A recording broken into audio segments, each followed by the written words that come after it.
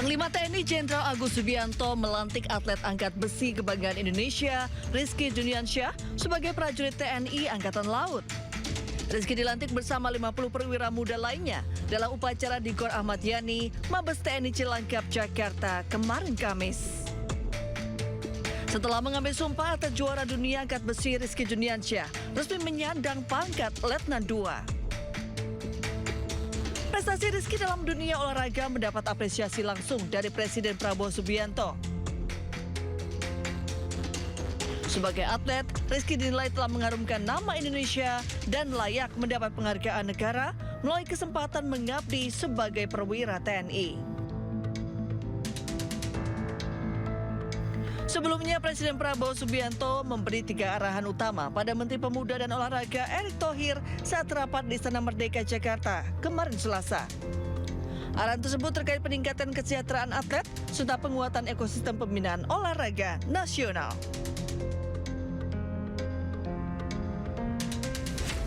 Erick mengungkap para atlet akan mendapat beasiswa LPDP dan berpeluang menjadi aparatur sipil negara maupun TNI dan Polri atas pengorbanan mereka untuk mengharumkan Indonesia. Bapak Presiden ingin memastikan kesejahteraan atlet itu menjadi prioritas. Ada 3 hal yang beliau minta saya tindak lanjuti. 1, mengenai beasiswa atlet LPDP. Untuk benar-benar nanti dialokasikan seperti apa. Lalu juga atlet-atlet yang memang berprestasi bisa juga diberi kesempatan tadi apakah masuk menjadi ASN atau TNI Polri. Nanti kita coba karirnya. Erick juga menjelaskan Presiden Prabowo tengah meninjau ulang skema bonus bagi para atlet SEA Games, Asian Games, dan Olimpiade. Meski demikian, penyusunan nominal bonusnya akan dikonsultasikan lebih lanjut dengan Kementerian Keuangan. Pemirsa, Indonesia kembali menorehkan warna dan kebanggaan di kancah internasional melalui sebuah perhelatan budaya yang diinisiasi oleh mahasiswa Indonesia di Turki.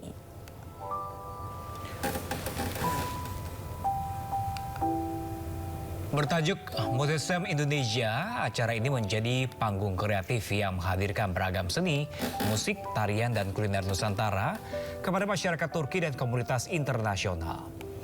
Tidak hanya menonjolkan kekayaan budaya, acara ini juga menjadi simbol diplomasi publik dan kolaborasi anak muda Indonesia di luar negeri. Menariknya, perhelatan ini dipersiapkan sepenuhnya oleh diaspora pelajar yang ingin memperkenalkan Indonesia secara lebih dekat, lebih modern, dan lebih membanggakan.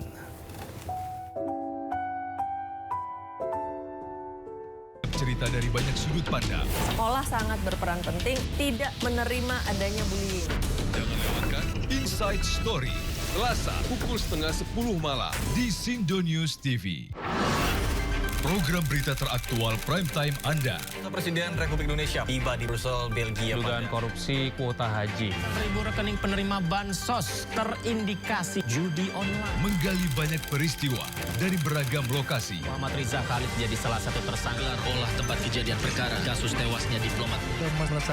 Dapatkan informasi penting di Sindo Prime setiap Senin sampai Jumat jam 7 malam di Sindo News TV. Bangsa kita akan semakin optimis. Pertumbuhan ekonomi kita sejauh ini relatif baik. Kalau pemeriksaan kesehatan itu dilakukan pada saat orang sudah parah kondisinya, maka biaya kesehatan itu mahal. Tidak ada satupun kecelakaan tanpa didahului oleh pelanggaran.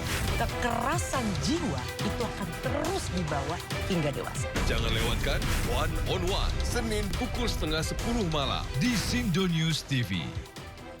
Nah, di level gerakan mahasiswa, saya kira ya kita punya tantangan besar. Tentu kalau bicara trade investment itu selalu dengan tertutup. Memang ada krisis global. Memang pasca abad 20, kita susah untuk merencanakan apa yang disebut sebagai revolusi. Kalau orang nggak optimis nggak akan mau cari tahu sih. Iya. Walaupun dicari tahu dia nggak akan gerak. Bersama narasumber yang kredibel, to the point aja. Jumat pukul 9:30 malam di Sindo News TV. Sumber berita aktual tersaji lengkap di sini. 7 pelaku dalam kasus Hezbollah meluncurkan lebih menjadi Sindo Today, Satres narkoba. Hujan deras disertai. Mobil rombongan wartawan. Sindosiar, Korban meninggal dunia dan Indonesia, 100 orang terluka dalam. Sindo Sore, Kobaran api besar banjir setinggi 7. Ate berjabat tangan dan berbincang apa? Sindo Malam, Sindo News TV, Beyond Headline.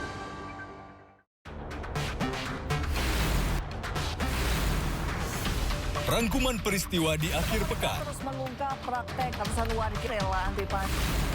Melihat pemberitaan dari banyak sisi. Prabowo Subianto juga Untuk menyerap gabah kering panen petaninya. Faktanya juga bahwa beliau masih dalam pemulihan. Ini harus diperbaiki gitu ya. Sindo Files Weekend, Sabtu dan Minggu, pukul 6 sore, di Sindo News TV.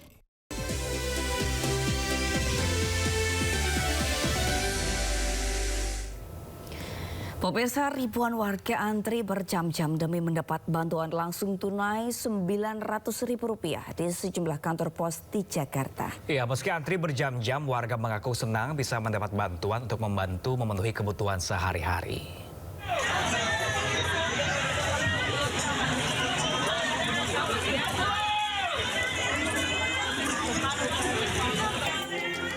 Ribuan warga rela antre panjang dan berdesak-desakan demi mendapatkan dana bantuan langsung tunai kesejahteraan rakyat atau BLT Kesra di kantor pos Tegal Alur, Kalideres, Jakarta Barat sejak pagi hingga sore. Udara yang panas tak mengurungkan antusias warga untuk menunggu.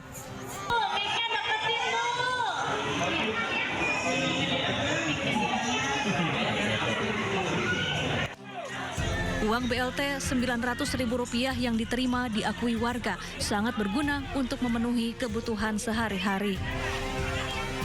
Kantor pos Tegal Alur menjadi lokasi pencairan dana BLT Kesra bagi 6.400 lebih penerima manfaat.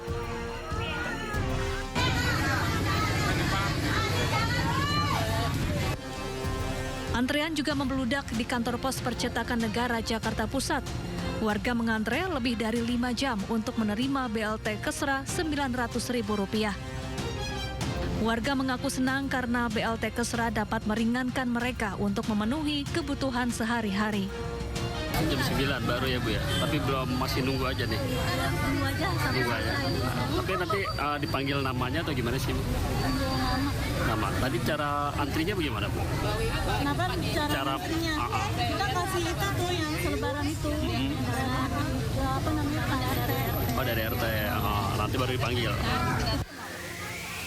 Dana Rp900.000 diberikan untuk 3 bulan, periode bulan Oktober, November, dan Desember 2025. BLT Kesra merupakan bagian program pemerintah untuk menjaga daya beli masyarakat. Dari Jakarta, Miftahul Gani, Rani Sanjaya, iNews melaporkan. Ya, pemirsa, ribuan orang berbondong-bondong rela antri untuk mendapatkan bantuan langsung tunai BLT di Kabupaten Bandung Barat, Jawa Barat. Tidak sedikit lansia dan para emak-emak membawa anak antri lama demi mendapatkan Rp900.000.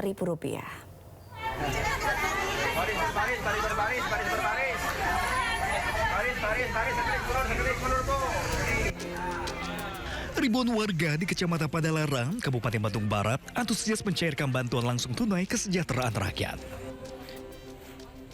Sejak pukul 6 pagi, warga didominasi emak-emak dari beragam profesi ini antri berjam-jam untuk memverifikasi data di kantor pos Padalarang.